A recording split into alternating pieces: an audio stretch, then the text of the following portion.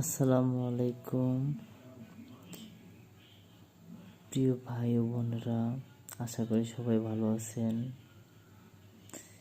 কিন্তু আজকে যে ভাইয়ের ভিডিওটা দেখছেন আপনারা সবাই,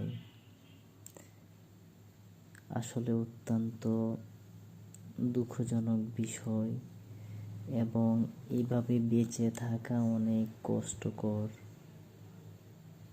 কিন্তু আল্লাহ আমাদেরকে হাত পা সবে দিয়েছে, কিন্তু এই ভাইয়ের দুইটা হাত নাই, তারপরেও জীবন যুদ্ধে হেরে যায়নি। পবিত্রতা বলে মানুষের একটা কথা আছে, কিন্তু এই ভাইটি যে দেখছেন, ভাইটা আসলে ইন্ডিয়ান। তিনি তার ফা দিয়ে সকল কাজ সেরে নিচ্ছেন।